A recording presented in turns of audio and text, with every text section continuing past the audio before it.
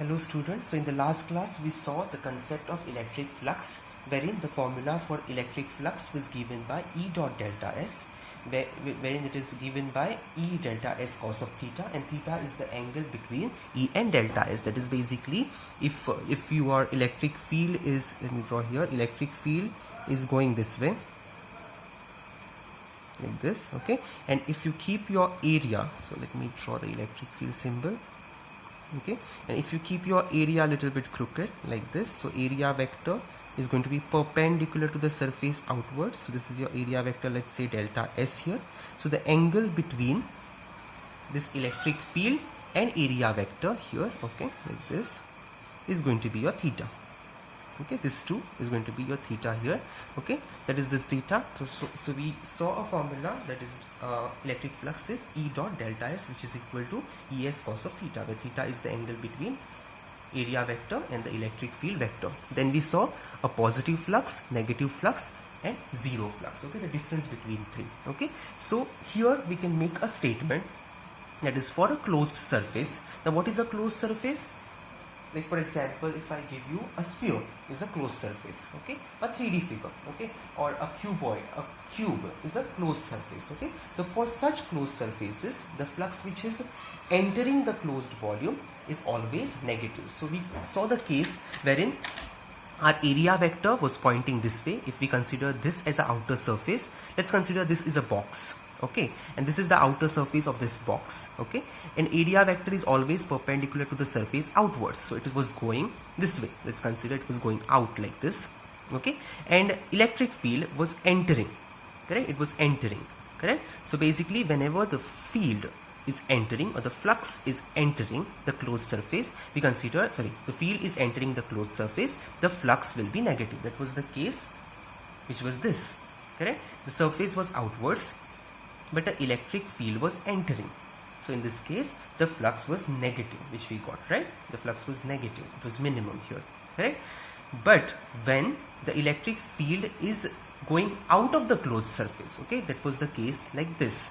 So the electric field was going out of the surface and area vector was also pointing outwards. So in that case, we saw that the flux was maximum, that it was a positive flux. So this explains the statement. It is for a closed surface, flux entering the closed surface are negative and those leaving are positive.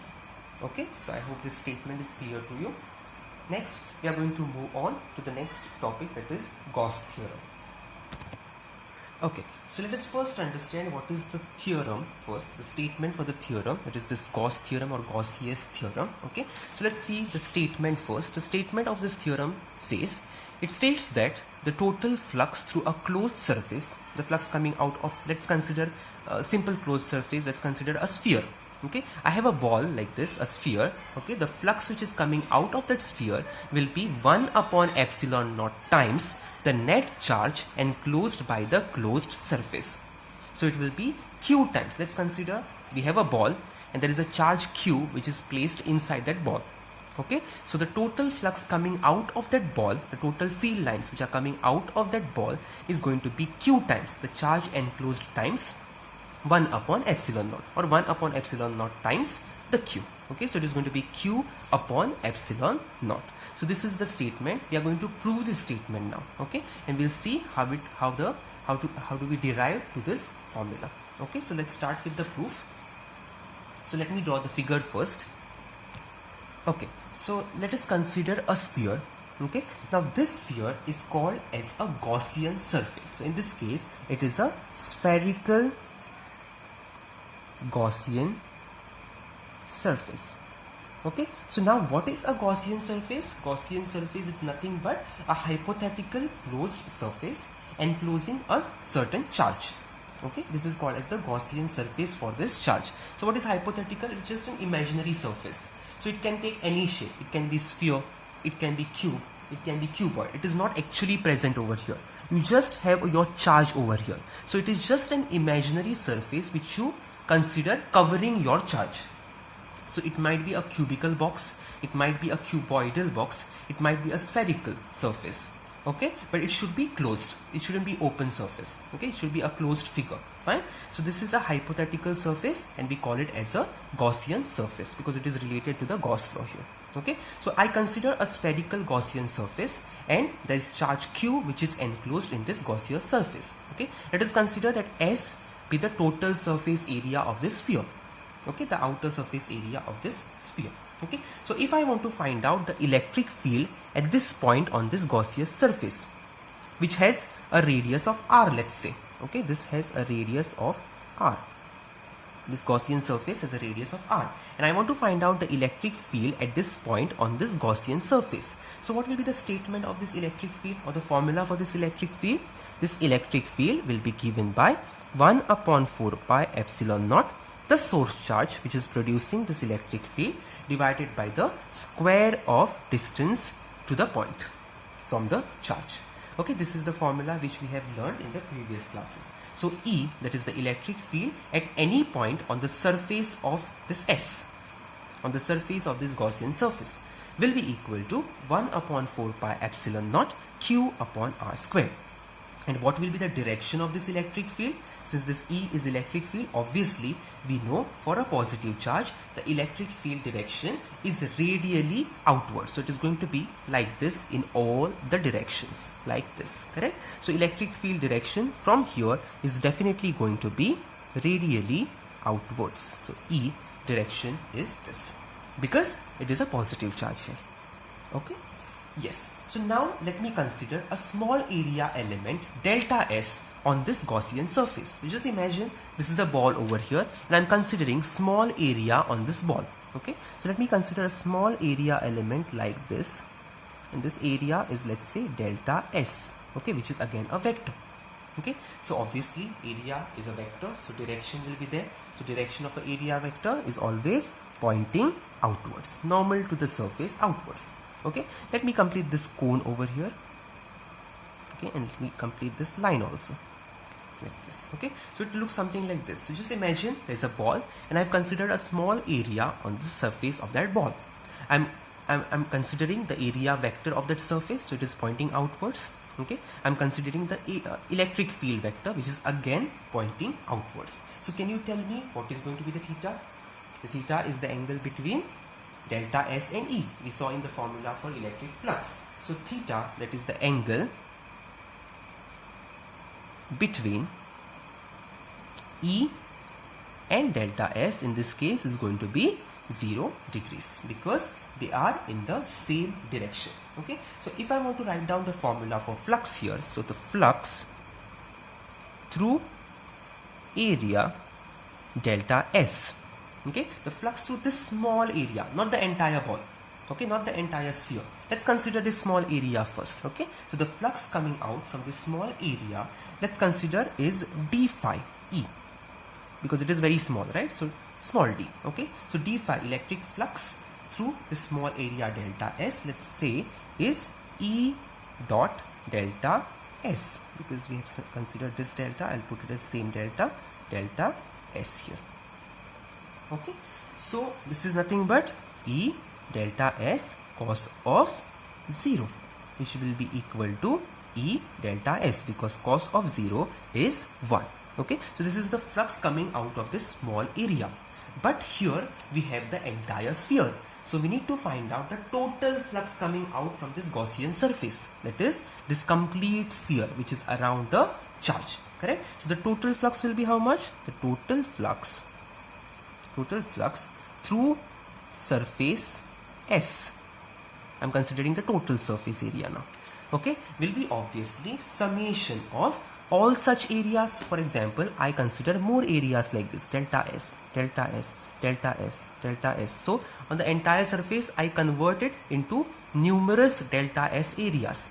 So what I'll do is I'll consider the total flux of the surface S as phi E. Let's consider the total flux now. Here I had taken small flux of small area. Okay, here I'm taking total flux will be summation of all delta S, such all delta S I'm considering, okay, and the flux, correct? It will be the flux from the all small delta S's.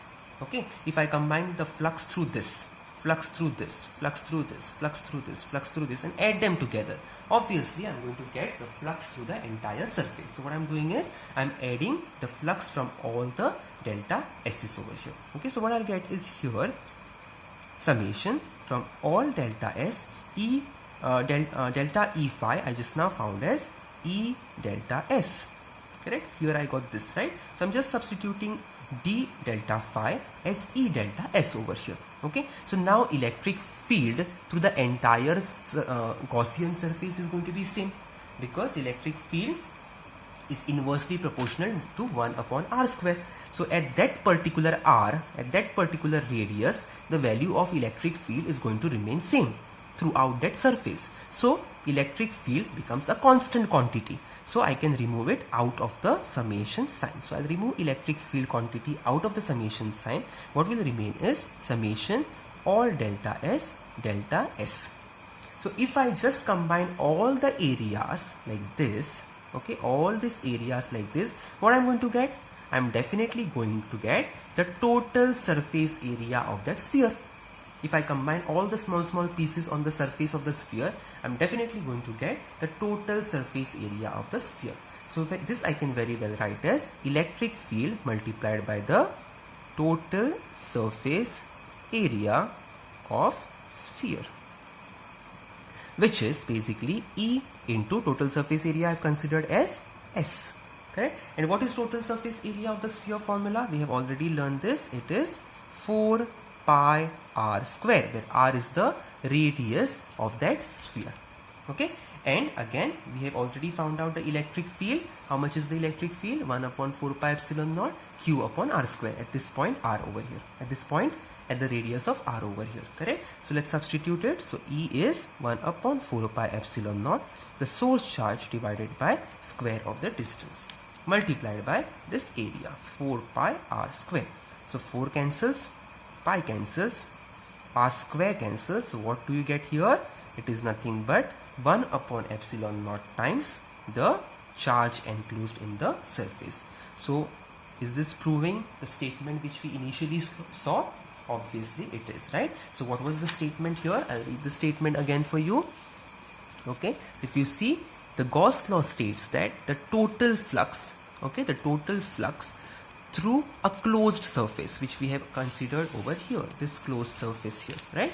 Okay, so the total flux through a closed surface is 1 upon epsilon naught times the net charge enclosed in that closed surface. Okay, so this is what proves our Gauss law or Gaussian law. Okay, so this is the statement to the Gauss's law. So now here you need to understand few things. You need to remember few things. Okay, so first thing you need to remember over here is that the Gauss theorem is only valid for closed surfaces. If you have an open figure, it is not valid. Okay, so Gauss theorem is valid only for closed surfaces. The closed surface might be of any shape, okay, and of any charge distribution. It may have any charge distribution, no matter, okay, but it should be closed figure. The second point which you need to remember here is, if the net charge enclosed by the closed surface is 0, if the total charge over here is 0, then the flux coming out will be 0 again. Obviously from the formula from here, if Q is equal to 0, the flux coming out from the surface is going to be 0. This is the second analysis point. Okay, so what if I say that I have a Gaussian surface and there is an electric dipole enclosed in this surface. So one is plus Q, one is minus Q, separated by a distance of 2a. So what can you say about the flux coming out from this surface here? Obviously the total charge enclosed in the surface here is how much? It is 0, because plus Q and minus Q will give you 0, and that is why the flux coming out from this Gaussian surface is going to be 0, because the total charge enclosed in this surface is 0 here. Okay. Third point is the net flux through a closed surface due to charge lying outside the closed surface is 0.